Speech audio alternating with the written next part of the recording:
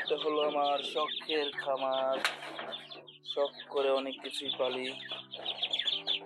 এখানে আছে হাঁসের বাচ্চা, দেশি রানার হাঁসের বাচ্চা, আবার আছে কোয়েল পাখি। এখানে 36টা কোয়েল পাখি আছে। এই 36টা কোয়েল পাখি দিয়ে আমার খামার যাত্রা শুরু। এখানে ব্রোডার, এই ব্রোডারে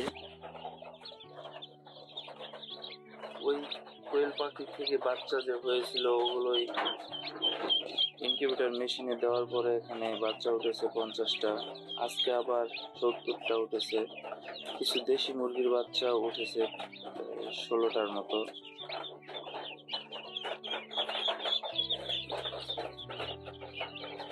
16টা দেশি মুরগির বাচ্চা উঠেছে।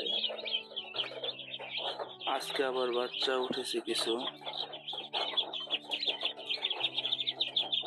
এখানে একটা প্রতিবন্ধী বাচ্চা উঠেছে, জানি না এটা বাঁচবে কিনা। এখন ঠোঁটটা কেমন, ঠোঁটটা বাঁকা, একটা চোখ নাই আর একটা চোখ আছে। বাচ্চাটা বাঁচবে কিনা আল্লাহ জানে।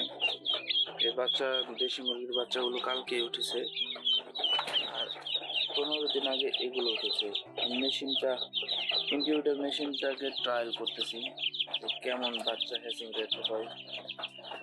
তো কোয়েল পাখির বাচ্চা, দেশি মুরগির বাচ্চা এবং ক্যাম্বেল জাতের দেশি হাঁসের বাচ্চা খুব সুন্দর ওঠে মাশাআল্লাহ। কিন্তু চীনা হাঁসের বাচ্চা আমি মেশিনে তুলতেই পারতেছি না, খুব টেনশনে আছি। চীনা হাঁসের বাচ্চা মেশিনে ওঠে না। চীনা হাঁস আমার কুচাও বসিয়ে দিয়েছি, এখানে একটা, এইখানে একটা। চীনা হাঁসের বাচ্চা মেশিনে তুলতে পারি না, এই কারণে ওদের জন্য ছোট ছোট খোপ করে দিয়েছি। এই দেখুন, এই খোপের ভিতরে বসে বসে যেন ওরা ডিমে তা দিতে পারে।